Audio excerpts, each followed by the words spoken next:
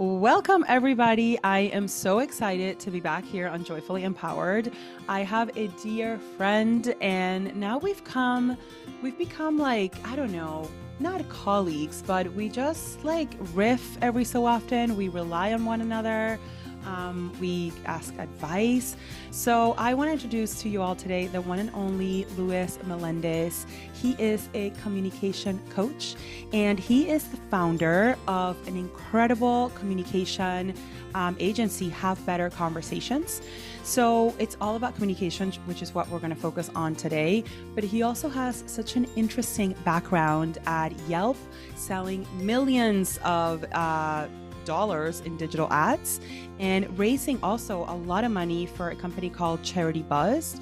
And he's been able to really successful and navigate negotiation, tough conversations, and really communicating both professional and personal settings. He's also an improv and live comedy performer. And what I love about you, Luis, that he uses is a lighthearted and candid approach to sharing tools and strategies for developing confident, human, and outcome-driven communication skills, which we are going to talk about today. He also serves as the CEO and co-founder of Free Flow, which is a very unique team building experience that brings groups together through the power of making music, which we are definitely going to talk about as well. So welcome to the show, Luis. I'm so happy to see you. Oh, Steph, thank you so much for having me.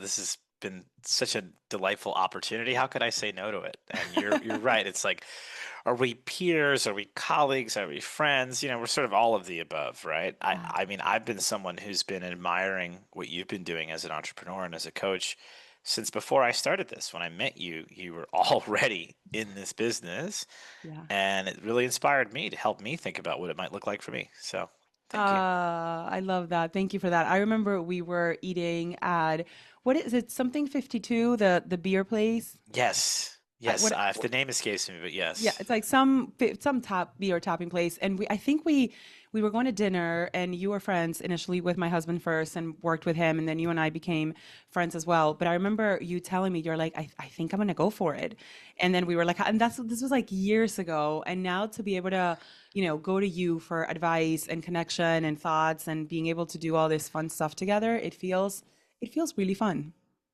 Yeah, I remember that conversation. Well, I remember being inspired by you building your business and thinking, huh, could I do something like that? How could I get my own business off the ground? And you really helped set that wheel in motion. Blessings. Listen, since our focus for today is all about communication, what's a recent conversation that you've had that totally has like lit you up and why?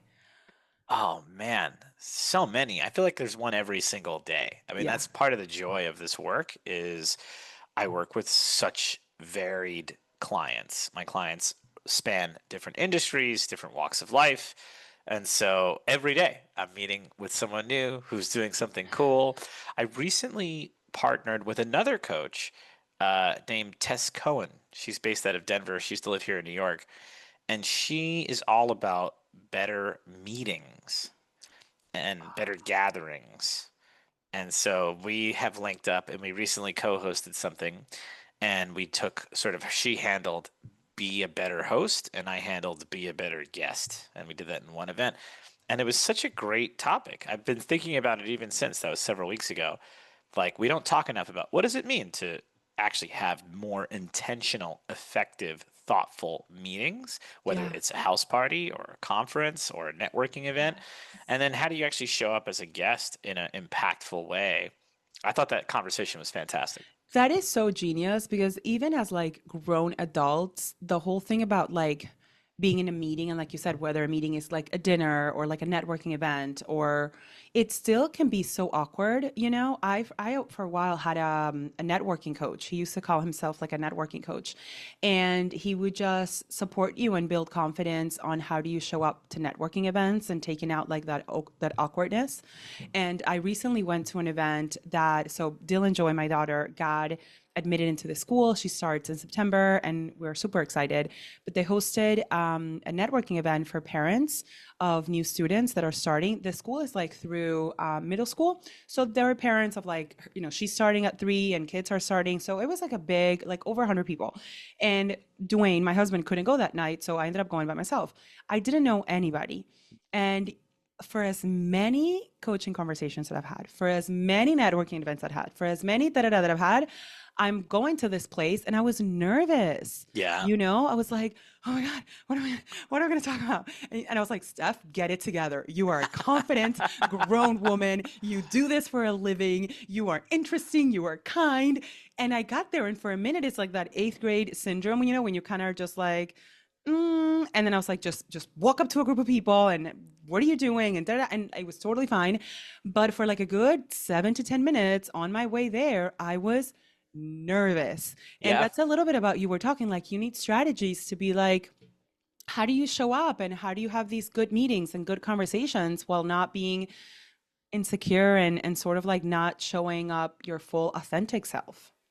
Yeah, right. So many people are just frozen in inaction because they're listening to that insecure voice, or they're just picking at a scab, right, in their brain Yes. of just, oh, yeah, I don't know, I don't know, I don't know. And instead, what do you find, right? When you take action, when you simply say, okay, I'm going to go up to that person over there, I don't even know who they are. Let's roll the dice and see where this conversation goes. It tends to pay dividends.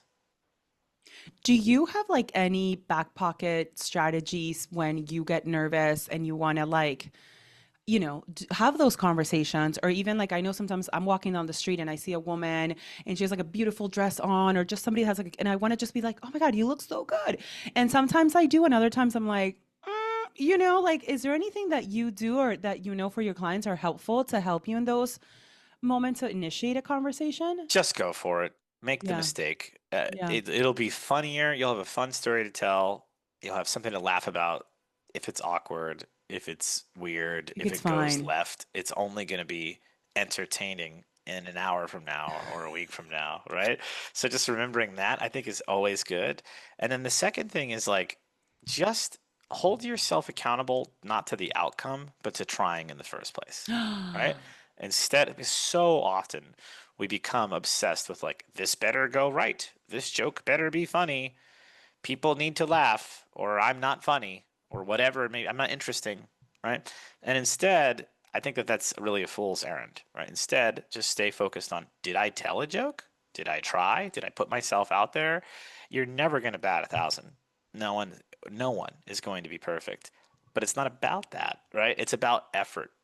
It's about Right. opportunity. And did you take it?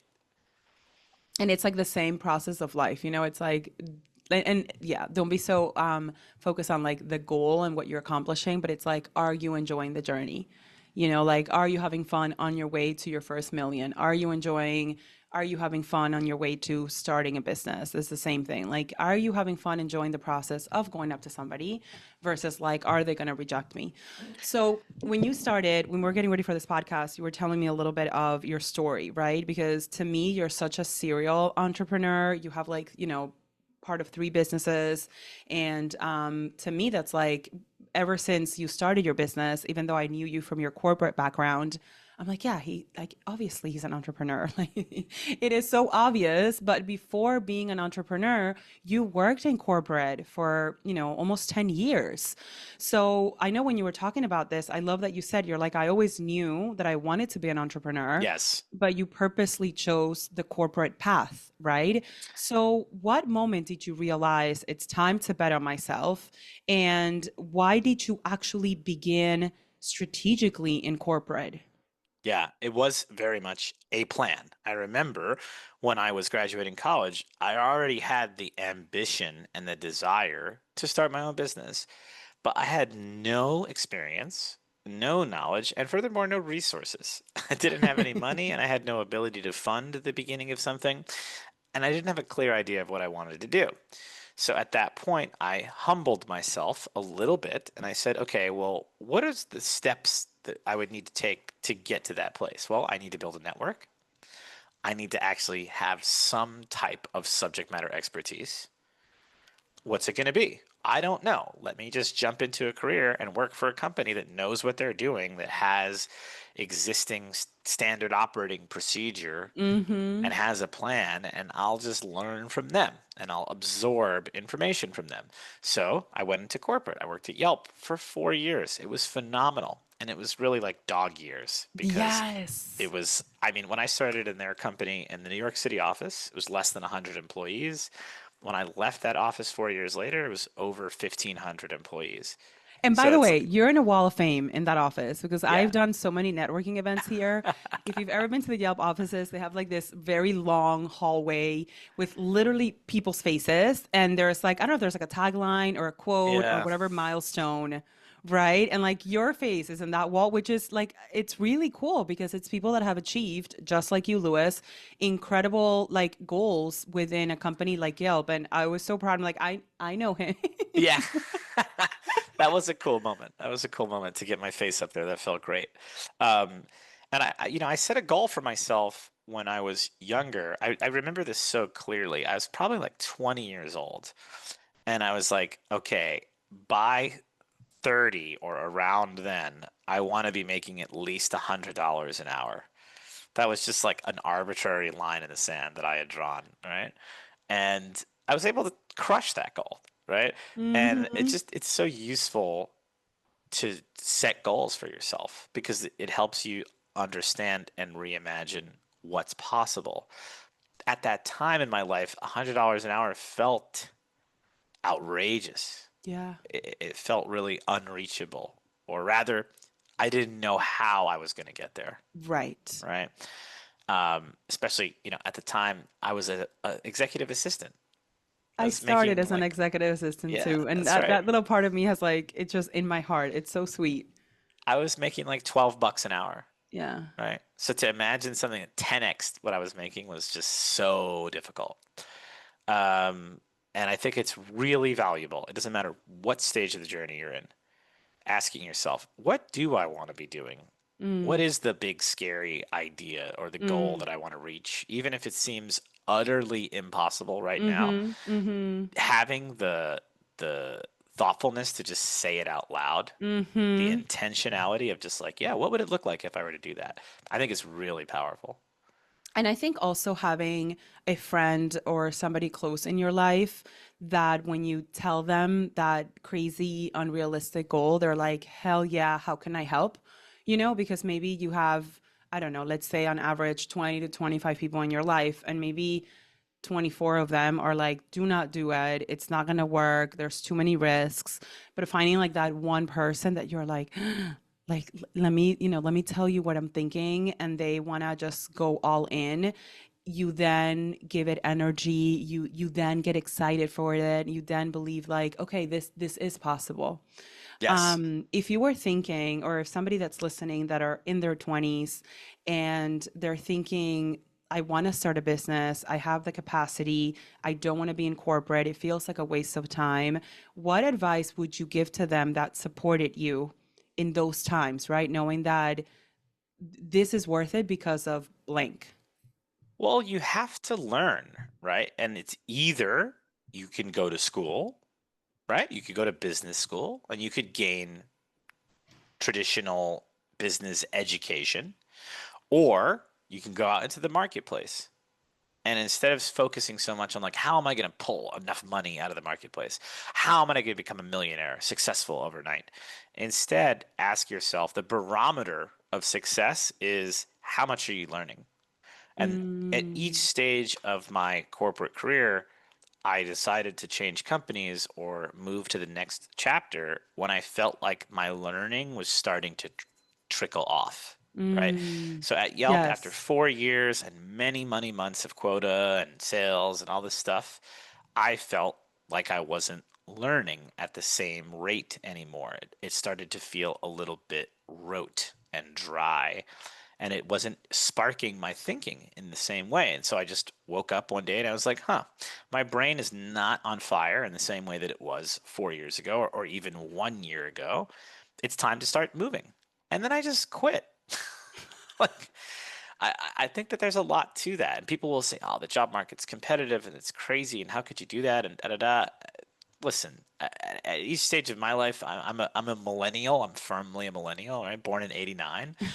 Um, each stage, major moments in my life have been defined by some insane, you know, Impulsive game-changing on, yeah, thing, right? yeah. The first day of seventh grade was 9/11, right? My first day at school.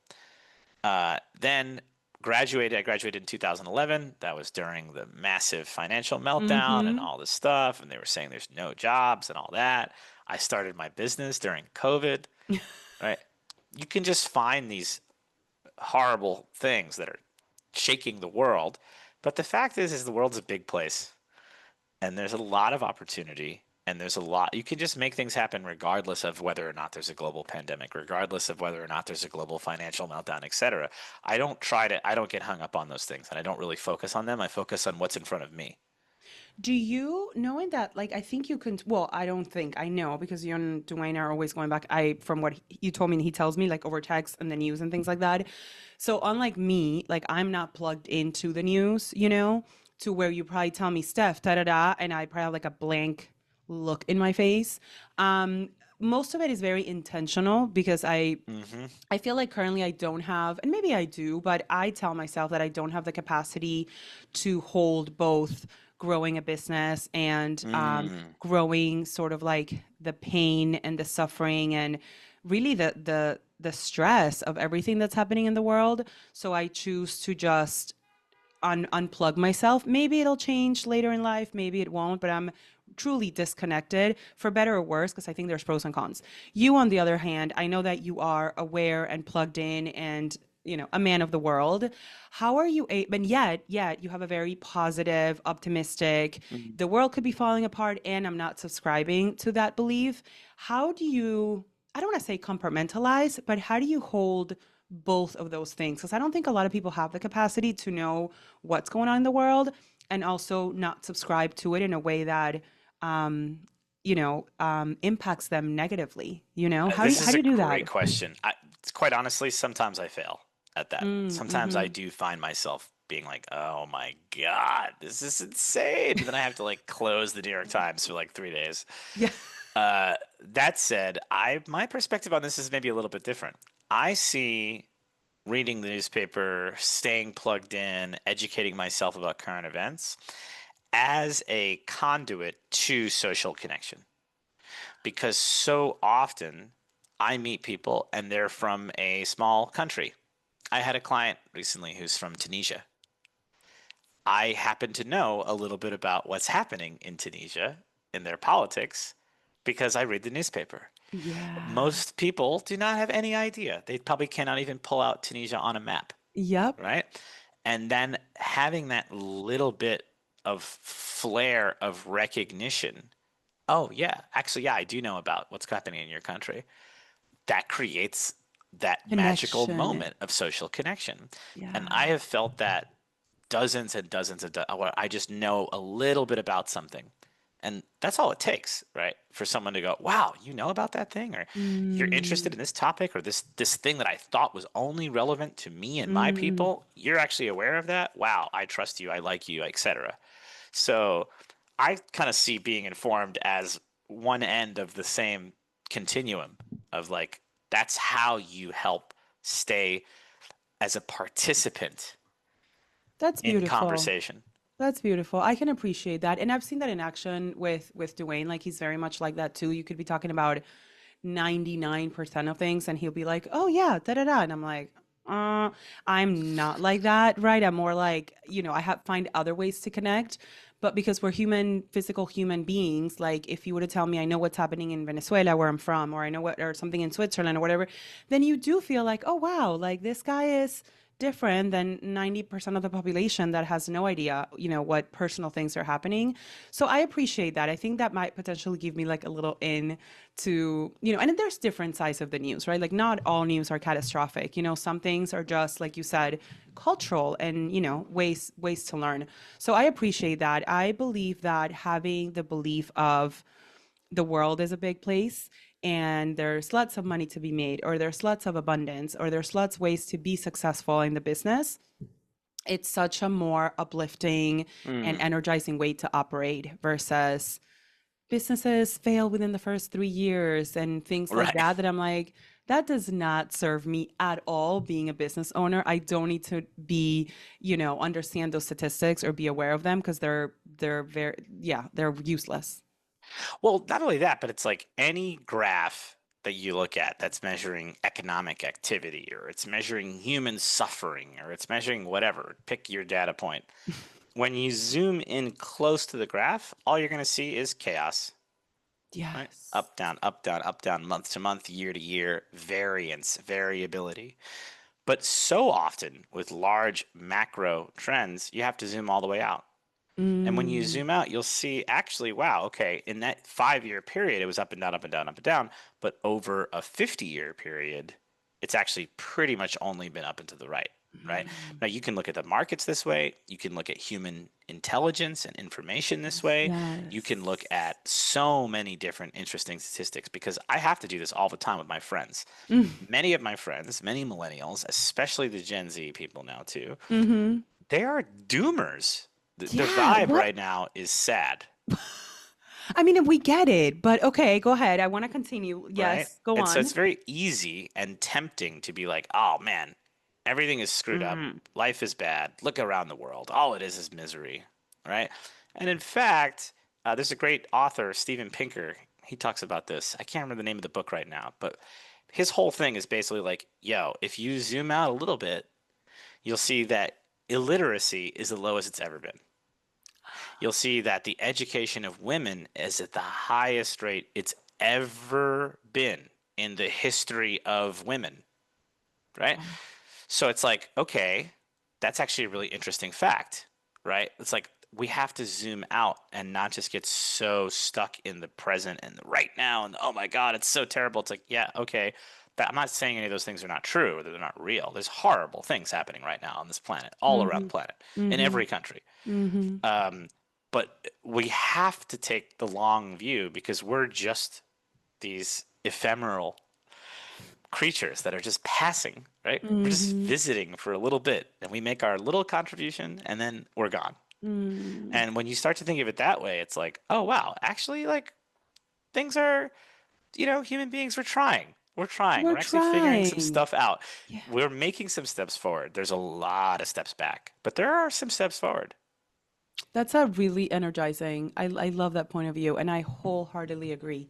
So when I was reading your bio, it might have been on LinkedIn, and I'm going to read this so I don't botch this. It says that you teach confident human outcome driven communication, right? So as I was thinking about it and obviously getting ready for our conversation today, I almost thought about it like a framework where it's Yeah. like confident human outcome. Uh huh. So, would you break this down maybe? We can pick a theme. It can be in a negotiation or in a conversation, maybe something you've been seeing, a theme within your clients. But can you break down like the confident part, the human part, and the outcome, and how you bring that and connect that within your clients through any, again, tough conversation or negotiation or something that feels a little difficult in this little framework? I love this question because this is the trifecta that I'm always talking about, Yeah. right? So there are three pieces that I personally have identified that come together to create impactful, effective, memorable communication. Whether Mm-hmm. that's public speaking, negotiating, small talk, it doesn't matter really. So the first piece is that confidence piece. You have to feel good in your own skin. You have to feel good in your own choice of words. You know what's so interesting is I call myself a communication coach, but I spend a significant, maybe over 50% of my coaching hours on helping my clients build up their confidence. Tell me about real quick, how do you define confidence? Like, what would be your definition of confidence? It's the ability to walk into any room or any situation and say, this is who I am. This is why I'm here. This is what I'm hoping to get out of this interaction. And I have to say, having have known you for a long time and seeing you, in person, obviously, but many online, you really are like according to that definition, you are like the living, breathing human being of that definition. Because when you walk into a room, you know exactly why you're here. Like I love that you said that because I'm like, that is actually like Luis Melendez. If you were to pull up a dictionary, that's you. I mean, I think it's you too. And I Thank you. think that that's one of the reasons why we get along so well and why you've been so successful is you have a clear sense of intent. So often people have no intent or they have Mm, mixed intent. And what mm, does that do? It creates a lot of empty space. They're not sure what to do when they walk into the room. They're not sure who to talk to. They're not sure whether or not to open up their mouth. And so then what ends up creeping into that empty space? yeah, Doubt, insecurity. insecurity, Right. all of the negative stuff that just tears us down, right? And so Okay. that brings us to our second piece. So the first piece is confidence. Right? Mm-hmm. Once we have that sense of like, okay, I know who I am. I know who I want to, what I want to do, what I want to accomplish. The second piece is authenticity or humanity Yes. because you can get confidence. You can get to that first step through the very famous fake it till you make it, right? Mm, You can kind of copy someone else. You can kind of just ride on their stuff to get over that initial hump. But then you're going to just sound like them or you're going to sound like a cheap imitation of them, and that's right. not going to work. Right. And then what's going to happen? The insecurity and all the self doubt is going to come roaring back. And now we're back at Yes. square one, right? Yes. So it's not just that we are confident, it's that we are feeling like, okay, this is my style. This is my way of being. This is my manner of speaking. This is the way that I dress. This is the accent that I have. This is the cultural influence that I bring to the table. Whatever Mm, it is, mm-hmm. we have to get comfortable and not only comfortable, but like celebrate that and feel like, Celebrate. yeah, right? Anybody that's met me for at least 5 minutes will know that I'm from Brooklyn, Yeah. right? I'm proud of that. And I'm going to wear it on my sleeve and I'm going to let you know. And it's not about putting other places down or being a Brooklyn supremacist, although I sometimes am. It's about having that sense of clear self and saying, like, yeah, this is the style that I show up in. Yeah, this is me. This is me. And like how refreshing, like with women and men too, but people talk about like clothes, right? And it's like you can have, let's say like the top luxury brands, silk, whatever it may be. If you're not comfortable in your body, the clothes are not like the clothes cannot make you confident. And you're kind of saying that, right? Without literally the clothes. You can be wearing little thrift things or whatever it might be, but if you're like, I feel so good, people are like, wow. So it's kind of like that internal confidence, like owning who you are. Yeah, and it's so crazy too because you can see it on either side of the coin. You can see a guy in a tuxedo and the Rolex and the whole 9 yards, and he doesn't look confident, Right. and Uncomfortable he's and just like, fidgeting and he's yeah, yeah, comfortable, right, yeah. right. And then you could also see somebody who's just in rags, Yeah. who's got swag, right? Yes. And so it tells us that the clothing or the items, the things we put on, doesn't really do it. It's really the person. It starts internally, but then it does inform by the trappings, the things that we put on. I've learned this a lot from a lot of the women in my life. If there's any men listening to this, I want to really shake you a little bit on this topic because I've had to check myself and humble myself Mm, on this. Especially you see this in Silicon Valley. There's this move of like, oh, I just wear a hoodie and jeans. mm-hmm. All I need because real power, I don't need to wear it, right? Mm-hmm. And it's like, well, actually, what I've learned from a lot of women, not all women, but a lot of women value style. They value aesthetics, how they look. And there's so much power in that. Yeah. I have to admit that I was a bit ignorant and a bit like a typical sort of stereotypical man on this topic of like, oh, Mm-hmm. I don't need, I'll just wear a rumpled shirt and jeans and like that'll actually give me more confidence because it'll show that I don't care about that. And Right. it's like, no, actually having a really nice, well-fitting suit feels good. Yes. Yes. And to your Having point the, yeah, earlier, it could be a well-fitted suit or a well-fitted like jeans and maybe and a shirt or a hoodie, whatever. But it's like if that's what feels good, then there is power in clothes. so much like Yeah. style. I've really Style, my yeah. my mind has shifted so much on this topic, and I've really realized like, wow, fashion is a form of self-expression and it's a form of power. Yes. Yes. Yes. Yes. It truly is. It's so interesting because it's like we've known these truths before we get to your third part in your framework, but we know these truths of like, health is wealth, or clothing makes you, you can feel more confident in wearing clothing, or, things like that you hear, and then you hear them like a million times, and like they don't matter until the million and one where you're like, I totally know what, yes, like that. I finally get it. There's a, like I know that there's probably going to be people listening to this that are just rolling their eyes. They're like, yeah, duh, well, of course, dude. But Right. like, I really think that, especially for a lot of men, this can be a paradigm shifting conclusion and thought. Mm, And I think a really simple way to conceptualize of this, if you're still hearing me say this and you're going, I don't know, think about when you go to the courthouse. The judge wears robes. Why? You could say, oh, it's silly. The robes don't matter. It's about the law, right? But it changes the way you perceive them. yes. Changes the way we perceive a police officer in a uniform versus not in a uniform, Yes. right? It like these things do matter. There's a reason why we change our clothing Yes. for different circumstances. There's a reason why Yes. we wear certain clothing to a funeral, etc., right? Because it Right. does signal and communicate something. So I know what I'm saying is like duh, so basic, but to a lot of men, it's not. Right, right. It's like, well, and hopefully, like you said, somebody listening, it's like, okay, let me think about it. I know after I gave birth, I went through the whole, like sweatpants and tank tops and things like that. And probably in the past like 3 years, and this was like obviously after corporate, because in corporate, you have to, at least where I worked, you had to wear certain things and Hmm. suits and things like that. But then when I started my business, I would be like sweatpants or leggings and da da da. And the past few years, it's like I get dressed in the morning, and yeah, every once in a while I do put in sweats, but rarely. And I show up different to conversations. I show up different to the world. Like even with my daughter now, like I see her dressed in the way I get, and yeah, it's a different, it's a different anchoring in your confidence. Anchoring, that's a beautiful word for this. And the final thought I'll add on this before we go back to this broader topic Yes. is so I work from home largely, right? In this chair that I'm sitting in right now. This is where I conduct the vast majority of my business and meetings. And I made a rule for myself. Now it's been at least 4 years now. But when I started, it was during the pandemic. Everyone was home. That was 100% remote. And I was showing up to Zoom calls and whatever in a t-shirt, da da da.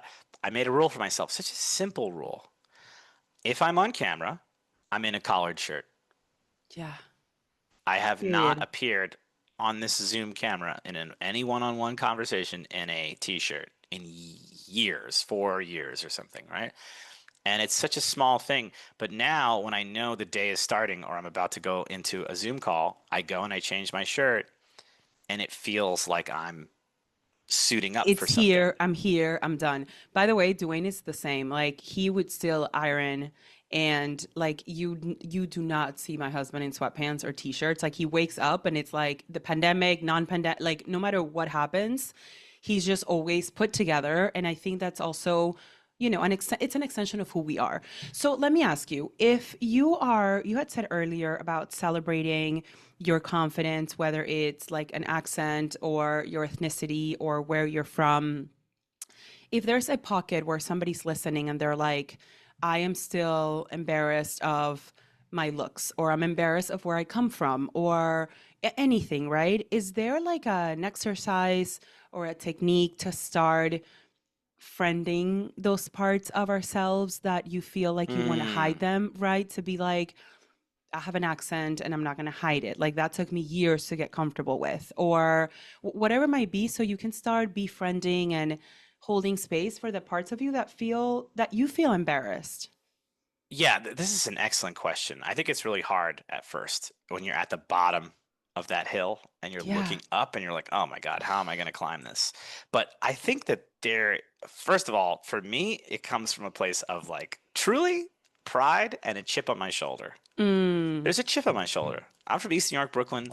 I'm from a neighborhood and a culture and a community where you don't really see a lot of people escape or make it mm, out into the world. Very few people from my neighborhood are on podcasts yeah. like this. Yes. And so I feel almost a sense of duty, a sense of responsibility to Wow. go out into the world and let you know where I'm from and what we're capable of and who we are. So that's just the chip on the shoulder that I want to fan the flames of for everybody out Mm-hmm. there. Mm-hmm. Because if you're from, I have a lot of clients. I have two very different clients, and they're same exact story. This is so wild. So one of my clients is a Jamaican woman, like she's from Jamaica, and she is this like high-powered person in the real estate world. She's like a VP level person, and she tries to hide her accent. She Mm-hmm. doesn't want to use certain turns of phrase because she's Mm-hmm. concerned that the white people in the audience are not going to Yeah. understand her. And so that's been a real challenge for her. Flip to my other client, an Irish woman from Ireland, also thick accent, Mm-hmm. same exact concern. Also very well respected in her field. She's a dietitian, super well respected, going to all these conferences, afraid and nervous to use Irish phrases, Exactly. afraid and nervous to just be an Irish woman. Yes. So, what did I do with both of these clients? I did two things. One, I confirmed and encouraged and held them accountable to being around other people like them. That was really important. So the Jamaican woman, she had to go hang out with some Jamaican people and Yeah. just like Her be with them, people. right? Yeah. And just be comfortable and remind herself what that even feels like. Because we can get so atomized in corporate life where all of a sudden we're Mm-hmm. just in the corporate world and we're turning off that piece of ourselves for years at a Part of time. us. Like that is who we are. Yeah, not sustainable. Same thing with the Irishwoman. I sent her to go find some Irish community. The second thing we did is we started looking for little phrases that made sense for them to use, that they would come up naturally for them. And I encouraged them to start working them into their public speaking and into their Mm. meetings and into Yeah. their presentations. And yeah, their audiences sometimes would look at them a little bit like, what? But in fact, that was an opportunity to educate that audience and say, yeah, Yeah. in Jamaica, we like to say blank, right? Or in Ireland, the phrase for this is da da da. Yeah. And in fact, what most people react, they react with curiosity. They react with, like, oh, okay, that's cool. That's interesting, right? But that's an internal shift that has to take place with the speaker to realize, hey, my culture is not something to be ashamed of or embarrassed. No. It's actually Right. something that I can share with the world and open people's eyes up. The final thing I'll say on this, and this is one of my favorite quotes ever. I had to Google it while we were talking because I wasn't sure who said it. It's from a woman named Uzo Aduba. And I think that she's talking to her child in this regard because her child has a name that is difficult to pronounce for some American and Western audiences. And she says, if they can learn to say Tchaikovsky and Dostoevsky, they can learn to say your name, right?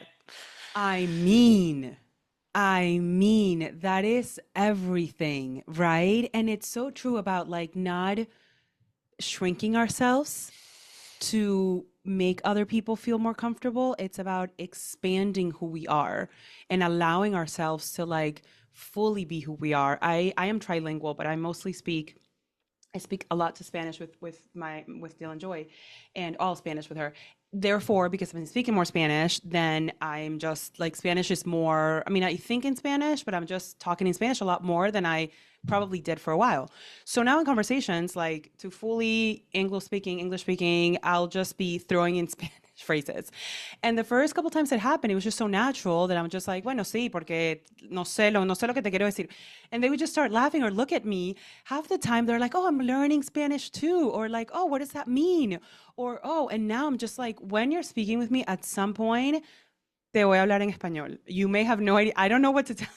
Like and it just there's a part of like the Venezuelan in me that just like smiles, and she's just like, ah, you're honoring. When you live in a country that's not your country, you'll Yep. never understand what it feels to just not be able to just you're foreign.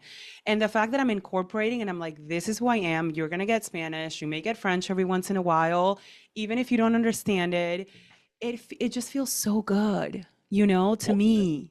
and there's a lot of science and psychology and evidence that supports what you just said. Mm, Then, when you're able to collapse your thinking, you're able to think much more clearly and fluidly and achieve social connection at a much greater rate. What this comes to mind specifically in the early 20th century, a very famous Black American thinker, writer, W.E.B. Du Bois or Dubois. I don't know. People pronounce his name differently. But he talked about this idea of double consciousness. He was talking about the Black American experience and how Black folks had to walk into a room and think about, okay, I'm in this room, I'm participating in this meeting, whatever my job is, and then I'm Yes. also having to sit here and think about being the only Black person in this room and how Yes. that's super taxing, right? Because now I have to do the mental gymnastics of both existing and worrying about my existence. And Mm. so, what you're describing a moment ago there, right, where you're just like, yeah, you know what? Some Spanish is going to come out sometimes. What you're doing is you're taking your single or maybe even triple consciousness in your case, and you're collapsing it into one. And instead of worrying so much about, is my audience going to receive these words? Are they going to understand? They're smart. They'll figure it out. There's context clues. They can ask a follow up question if they need. There's actually something very powerful about what you're doing and what you're modeling for Dylan. Yeah. Thank you for that. I'm going to read into this because when you put like words and framework into it about like you having to worry about your existence but also living it and making that is a circus. You know what I mean? That is like energy depletion at its best or at its worst. And thank you for that framework because now it's like, oh, I can grab it. And even for myself, for my daughter, for my husband, just like people that there's so many people that have to do that all the time. And I think it's so systemic and ingrained that you don't even realize that you're doing it, Mm. but it becomes just like another thing to work at. Okay, so going back to the results, right? So we have the confidence, we have the authenticity. Are you saying those two then give you the results that you're seeking, or no? It's a total, No, no. okay. In fact, the third leg of the stool is being outcome driven. Oh, outcome driven. Yes, yes. Okay, tell me more. And what that means is having a clear intention or strategy behind opening your mouth. So often people start speaking up in a corporate meeting or whatever, and they are like a pilot who is taking a plane off with no destination or plan to land. And it's just like, well, where is this plane going? Yeah. We don't know. And especially men do this. Yes. And if they could just take a step back and say to themselves, okay, I'm being confident, I'm being authentic. What is my intention and my plan with my words? What am I? Is there a point I'm trying to make? Is there a question I'm trying to answer? Is there an emotion I'm trying to evoke in my audience? Like any of these are reasonable questions. But so often people just want to sound smart, Oh, yeah. right? Or just want to take up space. And unfortunately, that leads to degraded communication and poorer communication and less social cohesion. So when you put all three of these together, okay, confidence, I believe in myself. I feel like I have something to contribute. Authenticity, I'm going to do it in my style. I'm going to Mm. sound like the person that I want to sound like. If I'm going Mm-hmm. to speak with an Irish accent, I'm going to speak with an Irish accent. And there's nothing wrong with that. And then, okay, I've put those two together. Now it's, and I have this plan. I want to achieve this goal. I want to close this deal. I want to make friends with this person. You put those together, you're unstoppable. So there is that framework for everybody. And I think as you're listening to this, I would say, where are the gaps? Like I talk about like feeling wobbly, like do you feel wobbly in your authenticity? Do you feel wobbly in your Mm. confidence? Right? Do you feel wobbly in your outcome, like what you're trying to achieve? And I think maybe that's a way to start. Where do you feel wobbly and how can you strengthen that area Yeah, and make mistakes. and All make on your that face. right, You know, it's right, right. funny. Like for example, in my bio, you read, I do a lot of stand-up comedy and improv comedy and all different kinds of public performance. And when I say that to people, they usually react very positively. They're always like, "Wow, that's so cool." They're not thinking about all of the shows that I bombed, right? Which When I didn't tell you I was a good comedian, right? I just said I told jokes. I didn't say anyone laughed, right? And I think that's really important to remember is like, it's not like it's just I got up there and I'm George Carlin. yeah, It's like, and people yo, are actually, I've done a lot of very mediocre shows. A and lot of and like, also the amount of courage.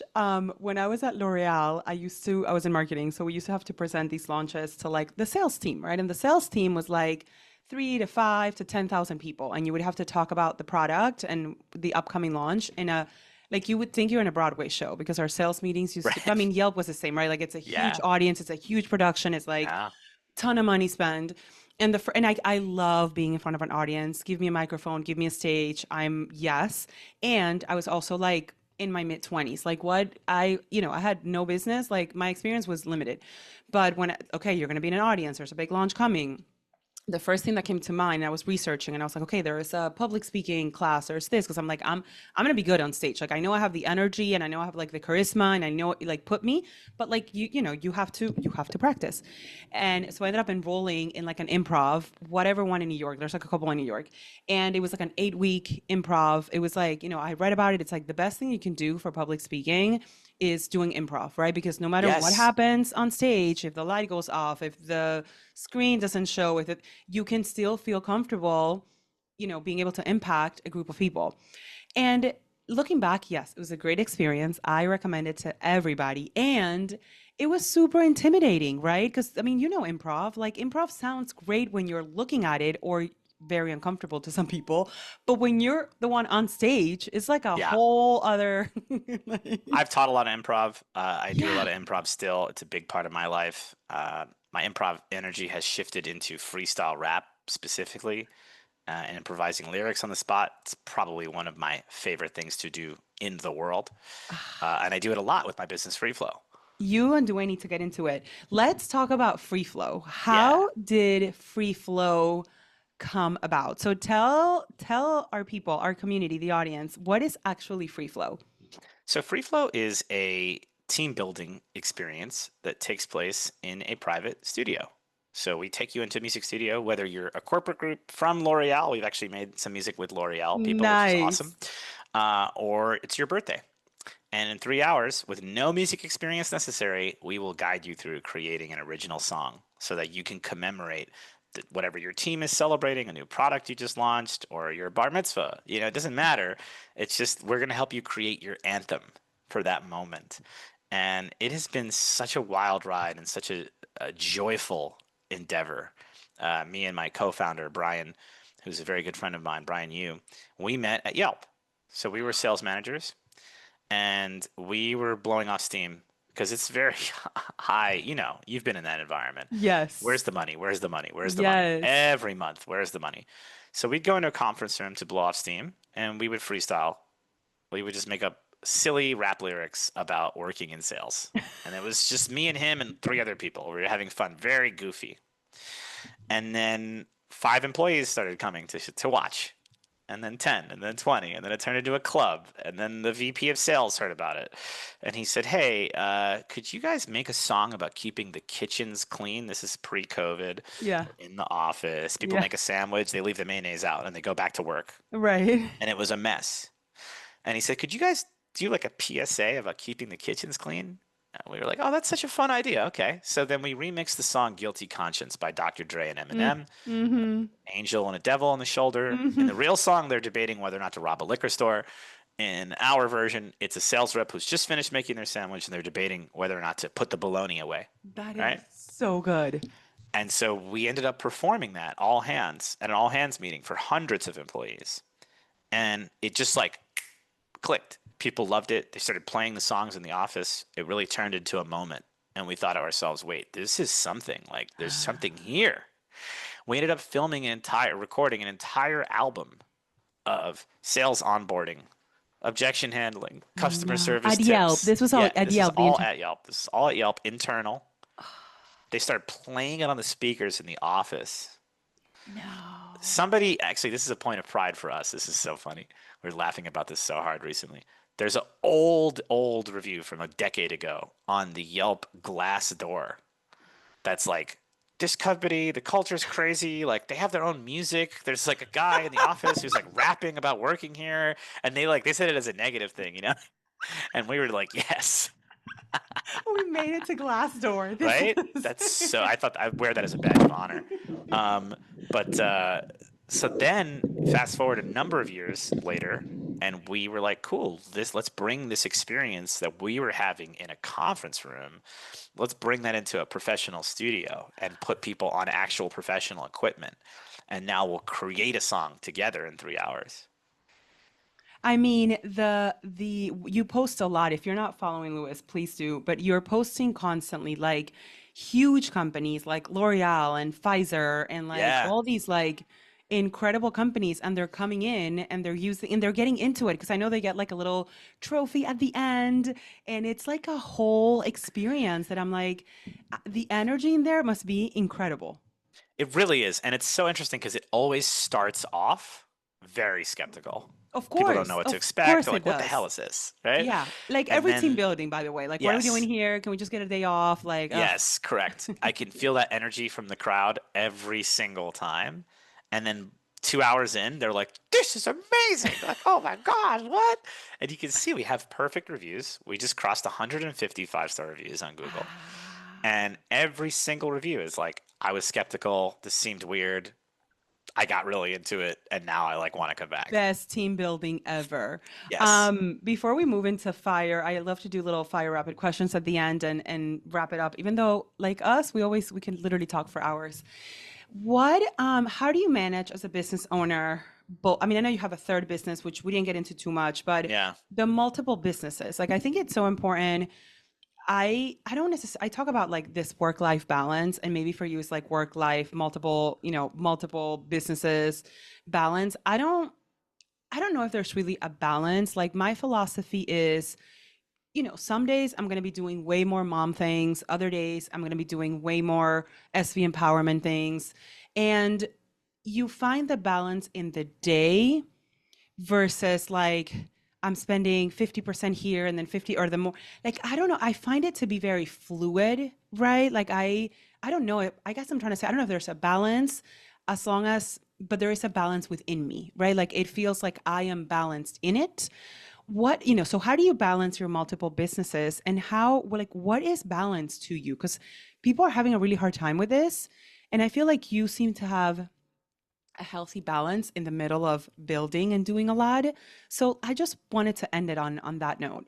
I love this question. I get this question a lot. People hear about what I'm up to and they're like, "How? What?" Right. And I don't think that I'm like a superhuman. I'm not getting like I get 8 hours of sleep. You know what I mean? Same, by I the I way. and I've learned that lesson. Like that is not a credit card that I'm willing to run up. I Nope, am going to never. get my sleep. Yes, sir. And so I think first and foremost, it's important to challenge the definitions that we're using. Mm. People use the word balance. What do they mean? Do they mean balance, right? Mm-hmm. Or do they mean equilibrium?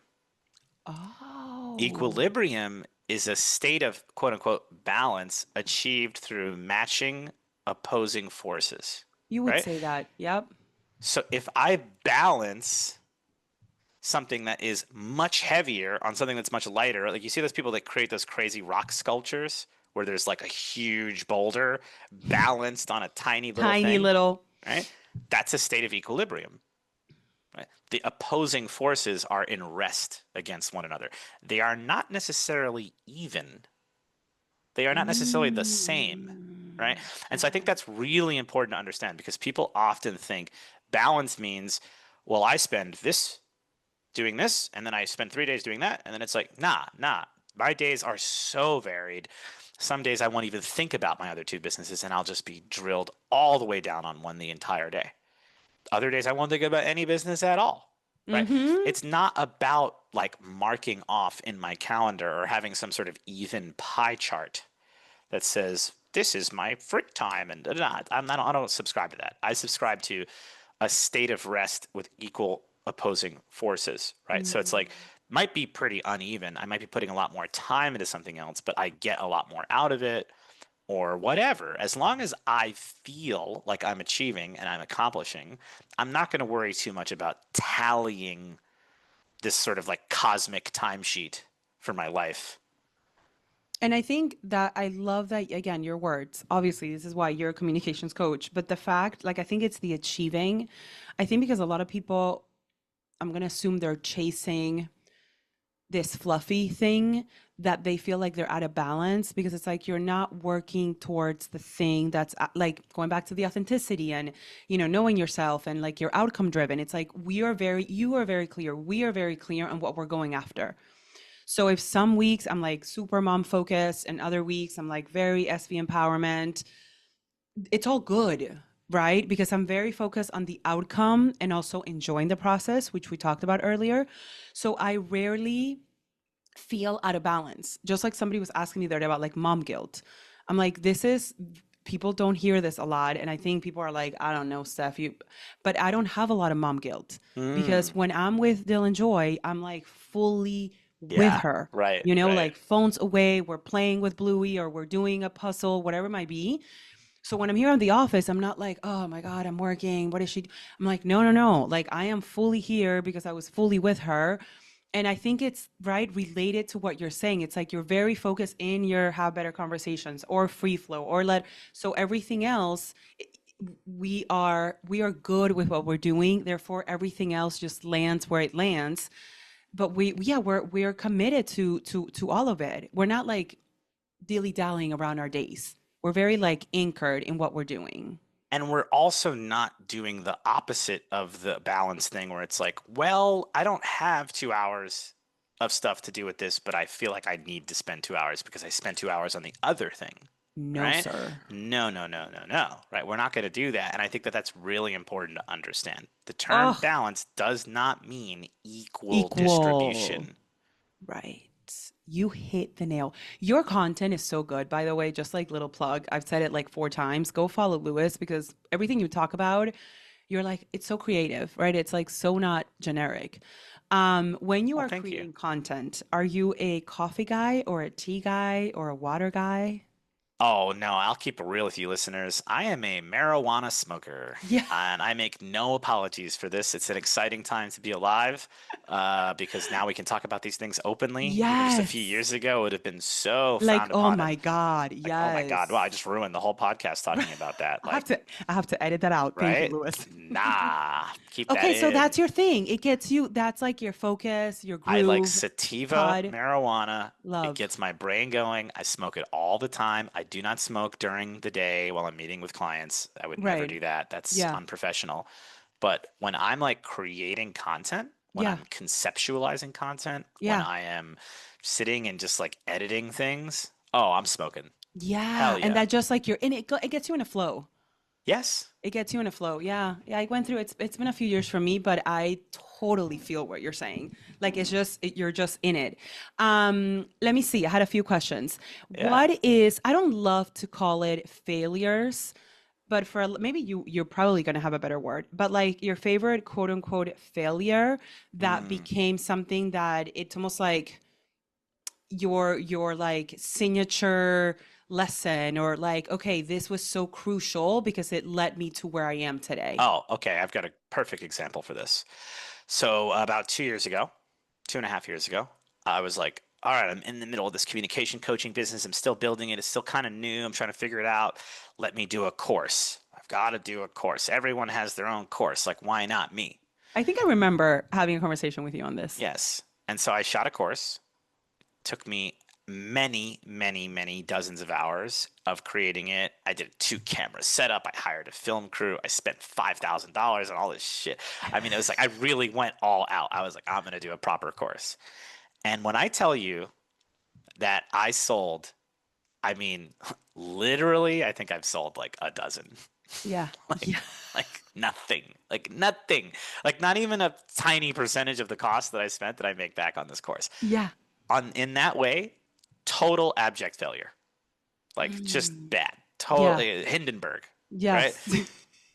But then you zoom out a little and my it wasn't the course, but it was the fact that I had course content and experience shooting a course got me a gig with Ryan Serhant's company. Yes.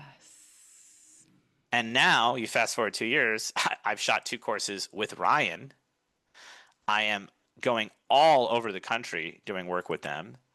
I'm in contract right now for an 8-week program with this luxury real estate firm in Dubai. I did a 6-week program with JP Morgan Chase with them earlier this That's year. They amazing. flew me to Napa a few months ago to do wine selling training on site in Napa. It was lovely. And it's one of the most fantastic corporate partnerships and deals that I've ever been a part of. And without a doubt, the course content experience that I had helped set me up for that, right? So it's you really can't just like look with the blinders on at like, did this make me money? You have to zoom out a little bit and see like how else can I use this or how else is it bringing me value? That goes back to that little graph that you were saying earlier about like, yeah, there like if you look in between, it's like this didn't make me money, it was a waste of money, da da da da da. But you zoom out, it's like actually this actually made me money, right? Because now you're able to bring it into this partnership. I love that you're working with Sirhan. I think that's such a cool brand. And it's like, yeah, I've done courses. Of course, I have experience. It don't matter that I've sold 12. It really doesn't, because what matter is the experience in creating the course Yeah, and that's what helped me when I was on camera the next time with Ryan Serhan, right? with Like 100 literally cameras. a year later, I'm Yeah. there with him, and I'm like, "Yo, what the hell? Okay, This cool, was let's part of do the it." Yeah, process. exactly. Yeah. What is bringing you joy right now? Oh, so much, truly so much. I don't even know which direction to take this in. I'll say a few different things. One, music. Music is a huge part of my life. It brings me so much joy. I just saw Kendrick Lamar and SZA in concert 2 weeks Wow. ago. Phenomenal, super entertaining, so joyful, so fun. Shout out to Kendrick. Uh, Free Flow, working on Free Flow, Hmm. leading the sessions. I made a song yesterday with a group of Pfizer scientists, I oncology mean, I researchers. mean, It was so fun. so good. And of course, being in a not of course, but I'm in a super long-term, very healthy, happy relationship, and Mm, that brings me a lot of joy. Brings me a lot of mm. security and safety and a place to sort of go back to. Yeah, And I think that that's really important. I love that. I love that for you. This is so, so, so good. Thank you for sharing that. As I'm listening to you, I'm like, yeah, that energy feels like so joyful, so solid. I am so inspired by your businesses, by like who you are, what you bring to the world. Thank you for having this conversation with me today. And I love connecting with you. You are just such a good, solid, incredible human being. Well, the feeling is incredibly mutual, and as I say all the time, game recognized game, It's true. and You you got it. you say You're that. such a hustler. Truly, like it might be the first word I think of when I think of you. That's You just cool. have such a hustler spirit. You're somebody who is just gets right off the mat. You get knocked down, you're that person who's getting up right away, and it's just like, all right, so what up? What's up? Like, how are we going now? Right? And I Yes. I really admire that about you, and I think it's one of the things that's kept us in touch Mm-hmm. over the years. I mean, I met you in like 2018 or something. Yeah, 20, right, because yeah, it was like 2018. Yes, after we got married. Yeah. Almost 10, I mean, no, yeah, 8 years. It's crazy, yeah, to think because it's like we don't have a lot that's connecting us, but we've stayed in touch It's true. regardless. It's true. And grew our relationship. I so appreciate the hustler because for the longest time, I would be like, oh my God, this whole hustler, like hustling is such like a ugh. But for the first time, as I hear you say it, Lewis, the energy that you brought into that word, it's like the OG hustle. You know what I mean? Like the Yes, OG classic where it's like yes, when you said you go down and you get back up. I'm like, that is so me. And with yes. social media, that term has been so diluted. I'm always like, do Uh-huh. not hustle. But the way you said it, it made me proud. I'm like, hell yeah, that's exactly who I am. So thank you for that. Oh, I mean, you're so welcome. It's so accurate to me. Like that, you're the consummate hustler, and I don't mean any of the Mm, negative stuff. I mean mm-hmm. that that spirit, that intensity. That's just like, yeah, whatever. We're gonna solve it. Let's go. I feel like that defines you, and it's really an attractive quality. And I think it's one of the reasons why people feel attracted to you. They want to be around you. They want to do business with you. They want to hang out and learn from you. It's a Yeah. big piece. I appreciate you so, so much. Thank you. Thank you. I'm receiving it. Where can people find you? Are you still available for one-on-one coaching, free flow? I know I'll put all the links, but I think Yeah. sometimes when we talk to coaches, they're like, are they booked? Do they have a wait list? Like, so tell us a little bit I'm about the, almost booked out. I'm okay. almost there, which is an interesting challenge to be facing. But I Yes. still have a little bit, and that's not like a sales tactic. I'm true. No. I'm right there. I'm right at the edge of my Yes. bandwidth. So you can find me at havebetterconversations.com. You can learn more about me there, or you can follow me on social at the Lewis Melendez, all one word. That's on Instagram. You can look me up on LinkedIn. I'm quite active on there. By the way, Yes. two double tap on LinkedIn here, folks. Yes, I realize it can be self-congratulatory. It can be gross on LinkedIn sometimes, but I think LinkedIn is the most powerful social network for professionals, more powerful than TikTok. It's more powerful than Instagram because it's intentional and it's focused. People are there to be a little bit Wow. more serious. I Yeah. find that TikTok is just everything and anything. A lot Yeah. of noise, a lot of noise. It's like a party where the music is just turned up way too loud. You can't hear Hmm. anything. At the On penthouse. LinkedIn, yes, there is this annoying, like, you know, I took my dog for a walk and like that's what here's what I learned from like about SaaS marketing. It's like, shut up. Like that's come on. But it's still very powerful and I forge real business connections that translate into tens of thousands of dollars of value every single day on LinkedIn. Every single day. Wow. Wow. I needed to hear that. So I'm about to double down my LinkedIn strategy. Free Flow. Is there a separate website for Free Yes, Flow? freeflo.nyc. Cool. Freeflo.nyc. Come check us out. I think that we are truly one of the most unique and dynamic experiences for groups and private parties in New York City. And we have some big things in the works. Ooh, I'm excited. Thank you for your time, your energy, all the good things. Thank you, thank you, thank you, thank you. I appreciate you so much. Steph.